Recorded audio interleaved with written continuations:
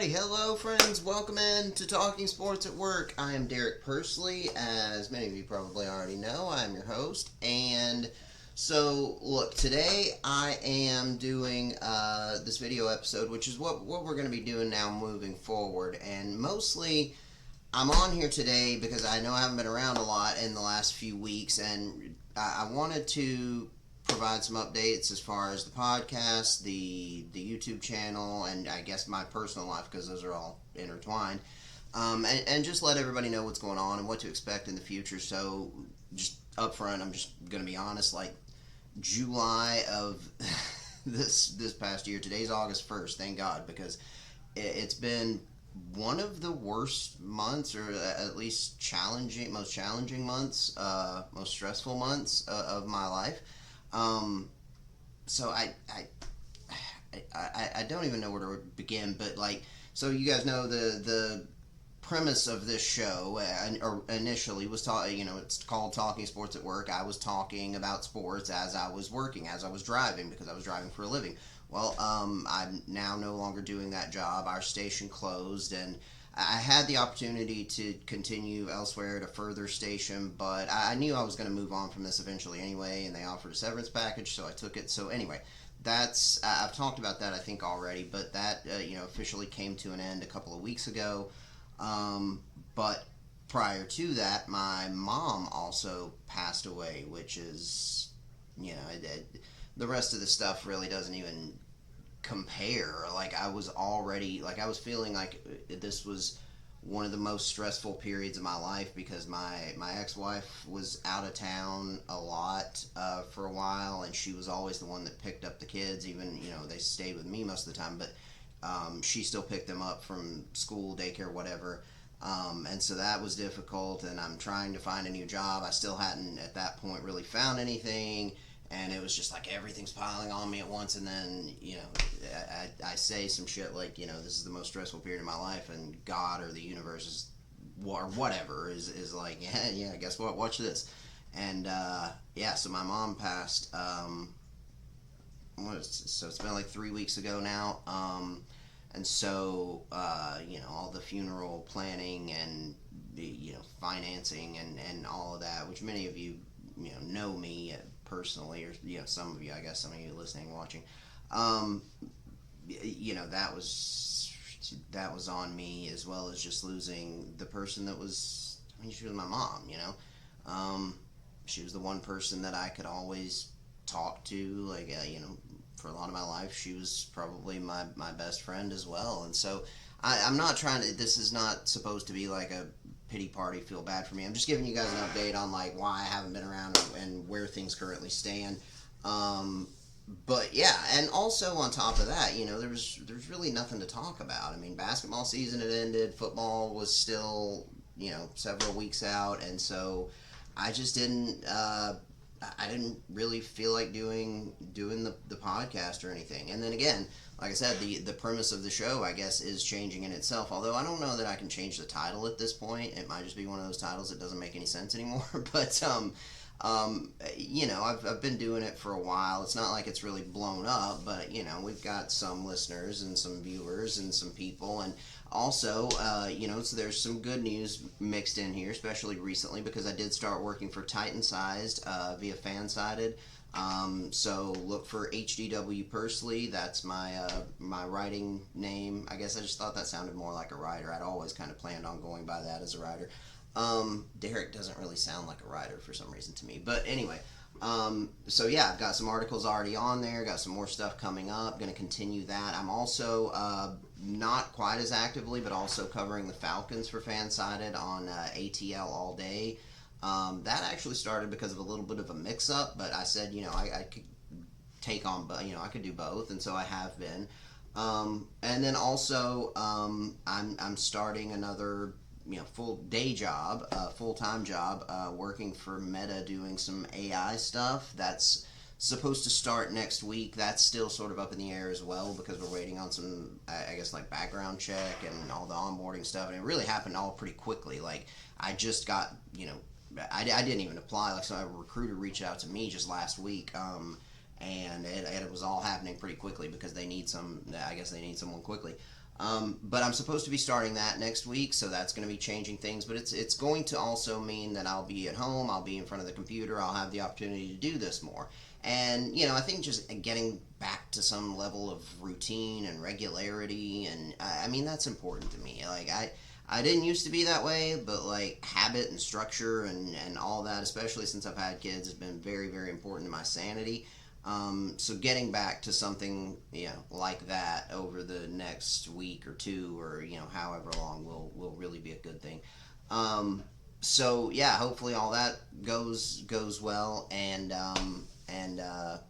we can get back to doing the show on a normal routine. Also, thank God we're getting some football again, even though the Hall of Fame game was yesterday, and it's preseason. I mean, there's only so much you can get excited about with that, and you're not going to learn too much from it. But we did at least get to see a little bit of Hendon Hooker, which was cool, and Jabari Small, but I expected him to start the game. I don't know why they had Kyle Allen starting the game. It really feels like the Lions just don't have any faith in Hooker whatsoever, which sucks because he was obviously outstanding and for the Volunteers, and was the Heisman front runner until he tore his ACL in that South Carolina game. Just went to hell.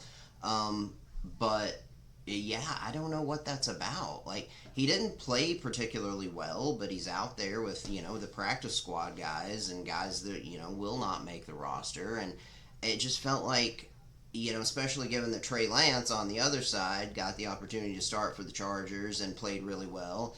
The Lions started Kyle Allen, and he turned the ball over like he was doing his best Will Levis impression. So I kind of wondered if they might put Hooker in earlier than expected, but they didn't. So he's playing the second half of a preseason game. There's only so much you can really see and expect and hope for in that. And I mean, he made a couple of good throws. One, I saw a downfield throw that he made that should have been a big completion, but the defender just straight up took it from the receiver. You may have seen that highlight by now because I think they're showing it on some of the sports shows. But yeah, it was fun to just have football back. Also, football's back for my family personally. My son's team is practicing again, and I'm coaching them, and that's always a lot of fun. I always enjoy that, and I'm just not a summer person anyway, so that probably had something to do with it. So now that the summer's coming to a close, the kids are going back to school next week as well.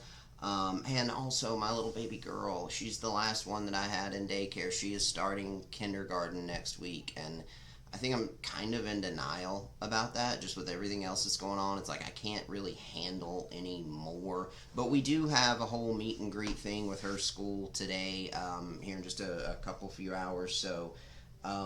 But yeah, there's been a lot going on, and again, I'm not looking for any sort of sympathy or anything. I just wanted you guys to know sort of where my head's at, where the show's at, and what to expect from the future. And for the future, I do expect, now that football's heating up again, and now that I'm getting some, level of normalcy and structure back in my life, you should be seeing more of me again. So I know everybody needs that in their lives, right? Obviously.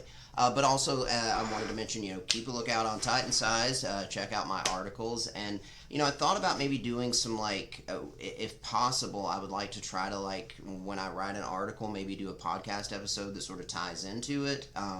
That's an idea that I'll play with and work with. But, yeah, we'll see. For now, I'm just going to kind of keep doing the same thing I'm doing, which is, talking about whatever sports topics are on my head. And I've got a few notes over here, and truth is, I've been making these notes over the course of the last few weeks because I've been planning on hopping back on here, been planning to try to do another episode, and it's just, it hasn't really felt right. But now, today's Friday, we're, like I said, hopefully getting back to some level of normalcy next week, and it felt like also this is, going to be my last, maybe full day off to do this kind of stuff until I start that job again, or start back to a regular job again.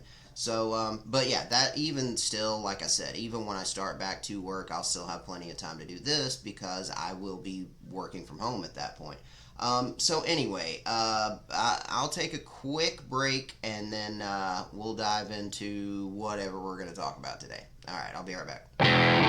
Alright, hey friends, back again. So, the first thing we'll talk about today is, well, actually, the thing that is my upcoming article is written about, and that is, I think it's going to post tomorrow. It's really up to the editor, and normally I submit it, and then it's a couple days later when he actually posts it.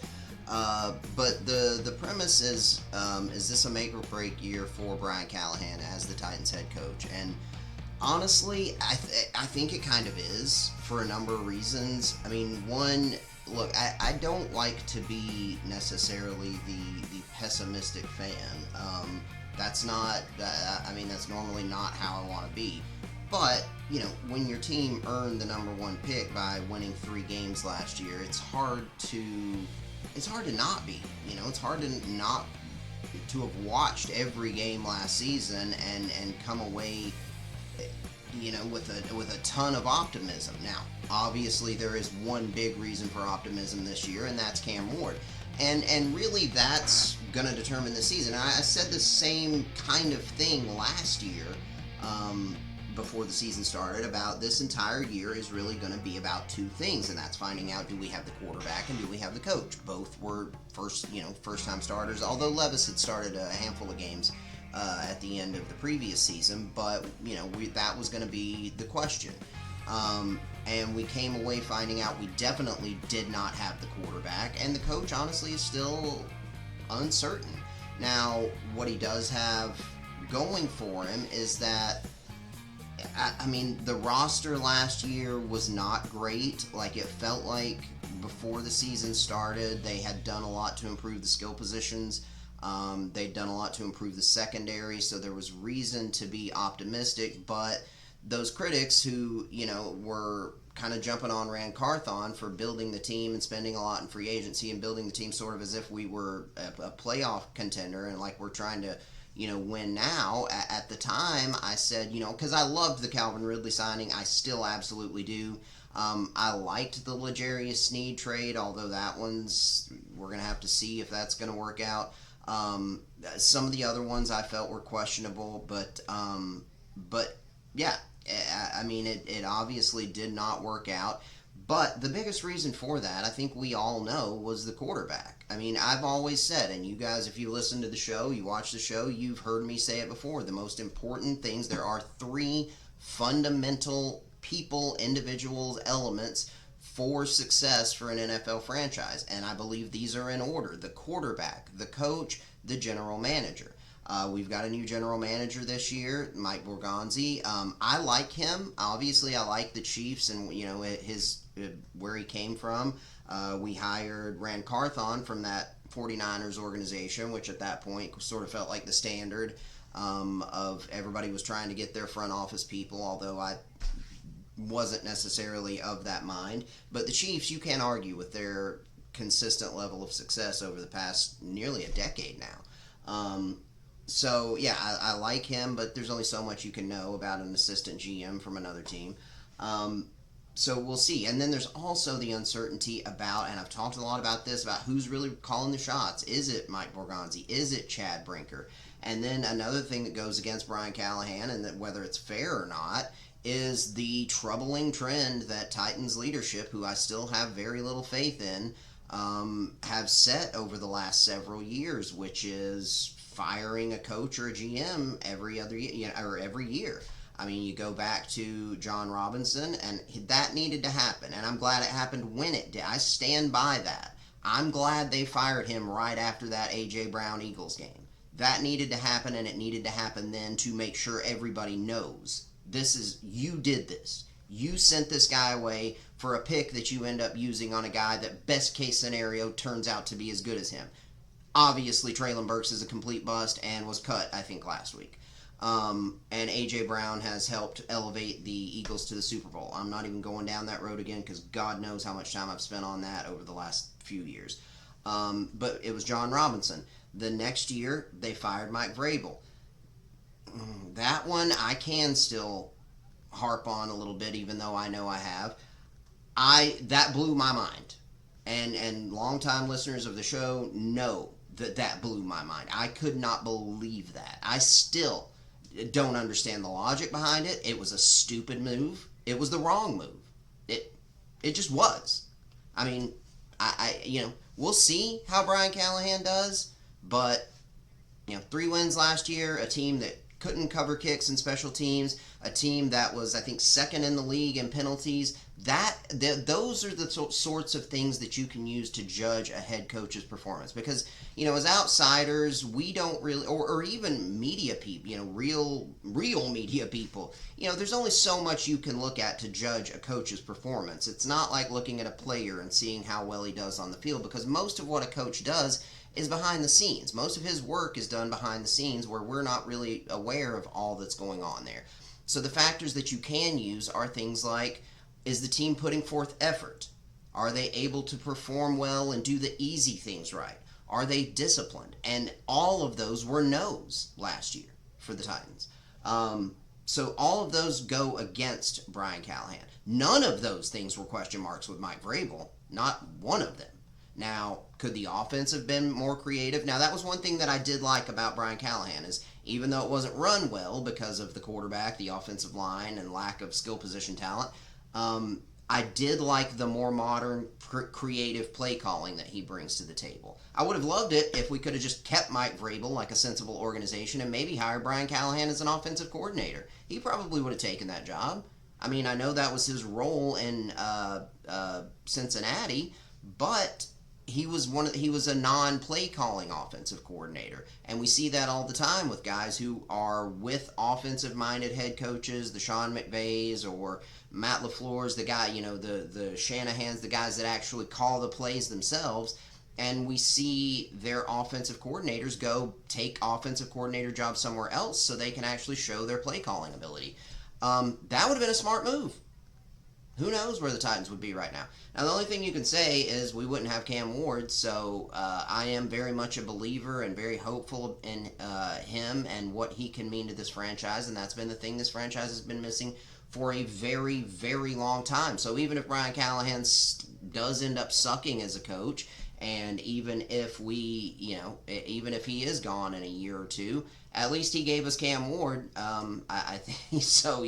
By being so terrible last year. But yeah, and even that. But again, so going back to what I mentioned earlier, it feels like we've still got the same exact questions going into this season. Do we have the quarterback? Do we have the coach? There's I think more reason to be confident in the quarterback because he's just he's the number one overall pick. He was the consensus number one quarterback.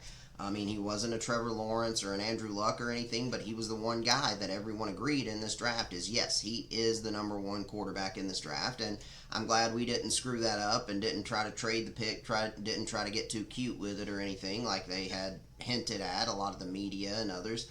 But yeah, Cam Ward is here, and so there's reason to be optimistic. And with a quarterback who has superstar potential, it can make a coach who's maybe below average to above average, we don't know. It can make him look a lot better, and a quarterback who was such a disaster and is turnover prone as Will Levis was last year can make a coach look a lot worse. So, I think Brian Callahan came away from last year, even though we had the worst record in the league, he came away pretty unscathed, and he didn't get much of the blame for that.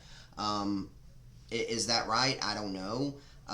But you have to say that given the roster situation and the quarterback situation, he was in a pretty tough spot. So I think it's a good. I never at any point thought we should have fired him after last year, and I still don't think that. I think it is the right thing to bring him back, and let's see what he can do now with a quarterback of his choice.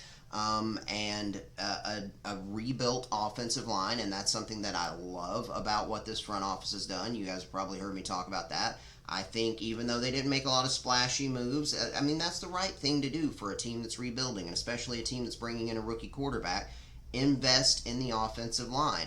They brought in Dan Moore, solid left tackle out of Pittsburgh, who's really gotten better in pass protection, I think, each year. They brought in Kevin Zeitler, who's no spring chicken, but is still a very, very good guard and one of the better guards in the league, or was last year. to play right guard. You can now move J.C. Latham to his natural position at right tackle, and you've got Cushenberry, who's a good center, and you've got Skoronski, who was a 12th overall pick, I think, a couple of years ago, playing left guard. So this should be a very a good offensive line with the potential to be one of the better units in the league. Now, there's not a lot of skill position talent that's proven outside of Calvin Ridley, but I love what we did in the fourth round as well. Getting Ayumanor, getting Gunnar Helm, getting DK from Florida. I think those were some really good moves. I might would have liked that we went and got somebody like a Kyle Allen in the third, or what's his name, Kyle, the kid out of Washington State that Chris Sims was so high on in the third round. The Patriots, obviously, and Mike Vrabel were the ones that took him. But yeah, I like the moves. That I like the additions that Borgonzi and company made this offseason. So I think the team is going to be better. Now, are we expecting a Jaden Daniels, C.J. Stroud type performance from Cam Ward, where we're a playoff contender and make the playoffs? No, I don't think that's reasonable to expect. But it could very well happen in a division that's one of the weaker divisions in the NFL, and yeah, it's all going to hinge on the performance of the guy wearing number one. But as far as whether this is a make or break year for Brian Callahan, I think that's going to depend on Cam Ward's performance as well. Like if the quarterback plays well, because that's supposed to be his forte, right? He's supposed to be one of these sort of quarterback guru, offensive-minded guys. And so he wasn't able to do it with Will Levis and got a pass on that, and maybe justifiably so. But if he's not able to do it with the number one overall pick quarterback of his choice, then it's maybe time to make a move. Now, again, you guys know, I think that it was ridiculous and set this franchise back who knows how long, firing the guy who had won Coach of the Year 2 years prior, and the guy who was the hottest commodity on the coaching market, except for maybe Ben Johnson this offseason. And the Patriots couldn't wait to bring in Mike Vrabel, and poor Gerard Mayo, he didn't get a fair shake. But anyway, so yeah, I do think that this is a make or break year for Brian Callahan, because even though he did not get much of the blame for the disaster that was last year, I think maybe he should have gotten a little more than he did, and he got off kind of light of having maybe the worst team in the league, the team that ended up with the number one pick. So we'll see how this season goes. The defense needs to now the defense was strange last year, honestly, because if you look at the stats, they were good at times. Like, I think we were, what were we, like second in total in yards allowed per game, but we were like 30th in points allowed, and that tells me that honestly they were just put in too many bad positions because of terrible kick coverage and a quarterback that threw the ball to the wrong team way too often. So I think the defense can be really good. I'm still sort of mixed on the Oladejo pick. He's got the talent, he's got the versatility, but they clearly made an effort on defense up front to get bigger and stronger. They cut Harold Landry, who's one of your traditional speed rushers around the edge guys. They brought in Draymond Jones, who's like 270 something. Arden Key's still there, who's an average to above average maybe pass rusher. But Oladejo's, who we're really having a lot of high hopes about his potential as a pass rusher. Jeffrey Simmons, we know, is going to be a monster. Tavondre Sweat turned out to be an excellent pick, I think, and is going to be a beast in the front. There are questions at linebacker, but if L'Jarius Sneed can get healthy, then I think the secondary should be pretty good. And so we should expect, at least a middle-of-the-road defense, I think. And so if Cam Ward can really progress quickly and help the offense, then this could be a really good year for the Titans. I'm, again, not saying I'm expecting playoffs or anything, but as long as this team shows real improvement and we're, around 500 this year, and all the things, the eyeball test, everything works out, then I think that Brian Callahan will and should be back. If this team does not show improvement, if this team is still near the top of the league in league lead in penalties, if they still can't cover kicks, if they still don't show discipline and toughness, then, and especially if this quarterback really struggles and it seems like he's not maybe developing in the way that you would expect, well, then we might be looking for another coach again next year. But we'll see. I'm like up here with my confidence in Cam Ward, and maybe like here with my confidence in Brian Callahan. But again, he didn't really, he had some issues that were not his fault last year, some issues that maybe were his fault. We'll just have to see. But I do think that this is very well a make or break year for the head coach of the Tennessee Titans. I'm going to take one more quick break and we'll keep going. Alrighty, friends, welcome back. So, since this is my first episode back in a while, I figured that we might as well spend the majority, if not all of the time, talking about the two teams that matter the most to me. And that's we spent some time on the Titans already. So let's talk about what's going on with the Vols now. Honestly, I don't know how. I can't remember the last time I did either a regular podcast episode or a video episode, but I know that I talked about the Nico saga at some point. That's in the past. It is what it is. It sucks. There's no two ways about it. I mean, but I do still believe in Josh Heupel's ability to coach offense and to get the most out of a quarterback at the collegiate level. So we still don't know for sure who's the starter. I mean, if you look at the ratings on the EA college football game, Joey Aguilar's pretty significantly higher. I think he's an 82, and Merklinger's maybe like a 78 or something, which you guys, I play a lot of that, but you can't take too much away from that. But they're certainly expecting Aguilar to be the starter. He's the more experienced guy. He had a lot of success at Appalachian State, and there's reason to believe that he could come in and pick this offense up pretty quickly and run with it. A lot of people are expecting this to be a down year for the Vols. I've heard Paul Feinbaum say that a lot. I know Heather Dinich is not very high on us as well. I actually just read a thing from her where they showed ESPN Analytics top, 30-something teams most likely to make the playoffs, and they had the Vols at number 10 this year, and she said that was too high for us. And I can understand the thinking. Look, you lose your quarterback, you lose Dylan Sampson, we lost our top 3 receivers, I think. Thornton's gone to the NFL, Brew McCoy's gone, and Squirrel White, I still don't understand what happened there, but he transferred to Florida State. But as far as this year goes, look, I think we are still going to be as good as ever with Josh Heupel. I mean, he's shown consistently that he's going to keep this team in contention and, winning 8, 9, 10 games in the regular season.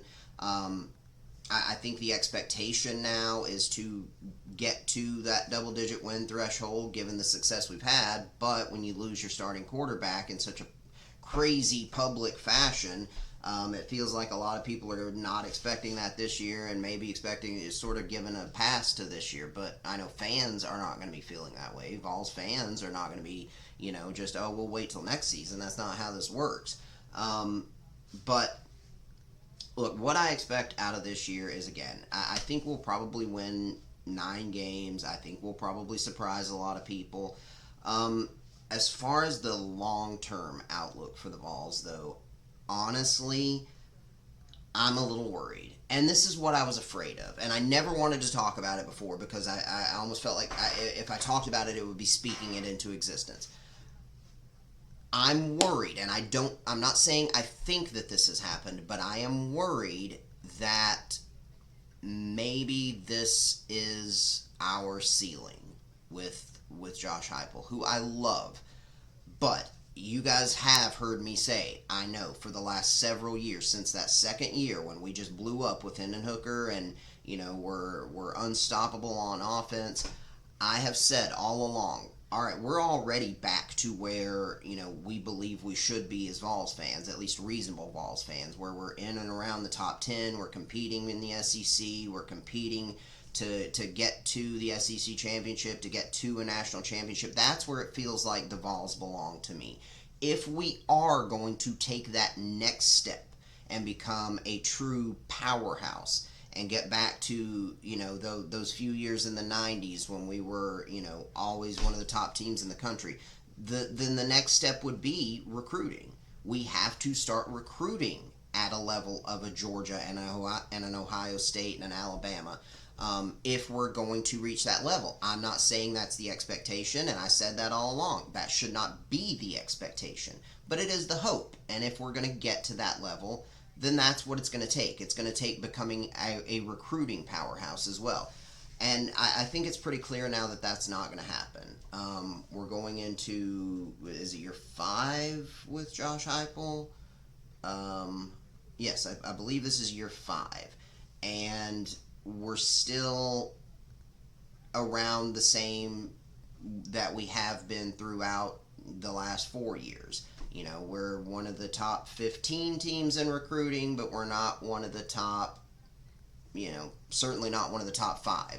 I don't know what his highest rated recruiting class is right off the top of my head, but it's probably like 8th or something like that. And it was probably that one with Nico in it. But seeing what happened with the transfer portal this offseason worried me. That we lost Squirrel White. We lost more secondary players than I even knew we had. We lost a bunch of guys in the transfer portal and did not bring in nearly as many from the transfer portal. In fact, we really didn't do much at all, it felt like to me, to improve the team via transfers. I mean, we got, who did we get? We got that guard, Wendell Moe, I believe. Who else did we get in the portal? Well, obviously Aguilar, but we really didn't do all that much. No splashy moves in the transfer portal, and it feels like that. Given all that we lost, we really should have been trying to do more, and maybe we were. Maybe they just weren't able to do it. But the fact that we lost all those players, the fact that our superstar 5-star starting quarterback leaves the day before the friggin' spring game because of apparently a money dispute, and I don't care what he says about family. His family was the one making the friggin' demands. The money was the problem. But we lose our quarterback because of a dispute, an NIL dispute. Then there's apparently some drama with another one of our top young players, in Boo Carter, who's from right here in our backyard, and we're potentially going to lose him as well. Now he's back and practicing with the team, but there was a lot of drama there. These are troubling signs. Like, there's just no two ways about it. These are concerning. Am I saying that we should have caved to Nico and his dad? Not necessarily, because it seemed like they were just going to keep having new demands, every time the portal was close to opening in the spring and the winter. So I'm not saying necessarily we should have given in, because we would have just been allowing them to dictate things probably. But I don't know. It sucks no matter how you cut it, though. And then almost losing Boo Carter sucks. Losing Squirrel White sucks. And then, we've done well in recruiting, but it's not like we're blowing at, I mean, the Faison, I'm still not sure how you say his name, the Brandon kid that's going to be coming in next year's class, superstar, can't wait for him. That's a huge deal. We added another high 4-star two-way player just yesterday, I think, actually, out of Utah. Moa is his name, I believe. We've got David Sanders, managed to keep him away from Ohio State in this past cycle. So we've done some good things and added some good players, but it still feels like we're kind of like in that second tier of recruiting and talent in the SEC. And, I mean, look, should we expect more? Maybe not. I mean, having consistently being in the, top 15 in recruiting is pretty good. Consistently being at or around the 10-win mark in the SEC is pretty good. But it does feel to me a little bit like this might be where we're staying. Like, this might be who Tennessee is now under Josh Heupel. And obviously after he did, flip things around and in his second year made us a national championship contender, there was reasonable optimism that this team would just keep going up. It feels like maybe now that might not happen, but, I hate to be like the pessimistic fan, because that's really not who I am, But that's kind of where my head is right now. Given all that we lost in the transfer portal, we've done really well in the 2026 recruiting class as of now, assuming that we don't let these guys get away. But you lose your star quarterback like that. You lose all these receivers and DBs. We almost lost Mike Matthews in the transfer portal, apparently. And it's concerning. And it's also, that's sort of partially the state of college football right now. It's not even just like on our coaching staff or, on Tennessee. I mean, this is largely due to the changing, ever-evolving landscape of college football where, we're all kind of trying to figure it out as we go. And I can only imagine what it must be like for the head coach, for the CEO of such a big program to try to manage all these things, even when things are stable, but especially given that everything's changing so quickly and so much, it's got to be tough. So I'm not saying by any stretch that I don't still love Josh Heupel and do not still believe that he is the man to continue to lead this team, but it is just, that's what's in the back of my mind, is I kind of wonder, like, is this as good as we're going to be? But here's the other side of that now. Even though maybe we're not getting these superstar recruits and landing multiple, 5 stars every year, we have continued to find like the diamond in the rough hidden gem guys over and over and over again. That seems to be the specialty of this scouting department, is finding guys like Dylan Sampson. I think was a 3-star recruit, wasn't he? Like James Pierce was a 4-star, but nobody expected him to, be as great as he was. But this team continues to find sort of these hidden gems. And this year, even if it doesn't go great, you're bringing in, superstar freshman quarterback again next year. Don't expect him to start next year, but Merklinger I still like, and I still like McIntyre as well. And I think as those guys progress, they'll, be something. And given that we continue to find these sort of underrated players maybe and develop them, which is the thing that no one else has been able to do at Tennessee since Philip Fulmer, and maybe that's what I need to do. Maybe that's what I need to remind myself of, is the strengths of this coaching staff, because I've talked about this as well. Butch Jones was an excellent recruiter, was probably, those were probably some of our best recent recruiting classes over the last 20, 30 years. But he couldn't do anything with them. Didn't know how to coach them. Didn't know how to develop them. Didn't know how to put them in right positions. Didn't know how to call plays. Jeremy Pruitt was a really good recruiter as well. Maybe not quite Butch Jones, but he was a really good recruiter as well. But he didn't know shit about offense. He was a great defensive coach. Didn't know anything about offense. Did not know how to really develop players. So now we have a guy who is a brilliant, still one of the best offensive minds and offensive play callers in the game. Even though, last year maybe didn't go according to plan and we didn't have the gaudy stats and everything that we'd had in the past, Josh Heupel is still one of the best offensive minds, best offensive game planners and play callers in this business. And he and his staff actually know how to develop the talent on their team. When they get these 4- and 5-star recruits, they turn into really good players. Even these 3-star recruits that they get turn into pretty good players, and some of them stars. So that's something that we also need to remember as well. So I guess I just, like I said, I worry that, maybe this is kind of where we're going to be. And even if it is, you know what, that's okay. Making it to the playoffs, occasionally making an SEC championship, maybe getting everything's to go our way and winning the SEC and competing for a national championship every few years, I'm okay with that. That feels like where Tennessee football belongs to me anyway. So, anyway, I'm going to pause on that, and I'll be right back. Okie dokie, friends, back again. So, as usual, I have gone longer than I intended on this video. That's, I guess, sort of my thing. But, I just wanted to say I missed you guys, and I'm also trying out some new background music. Hope you like that. We'll see how it goes. But, I'll play with that. That's also going to be another one of the positives. There's Itchy, by the way. Say hi, Itchy. That's also going to be one of the positives, I think, to working at home as opposed to on the road now, is I'll have more opportunity to sort of play with the videos and maybe make them a little bit more poppy and entertaining. I don't know. We'll see. But I'm still learning as I go with this. I hope you guys enjoy it. I hope you guys like what you hear. Check out my articles on Titan Sized. Check me out on any of the social media stuff, which I'm also getting more active on now that I kind of have to with the sports writing stuff. But it's at HDW Pursley, I think, on pretty much everything, as well as it's HDW Pursley on the Titan Sized website.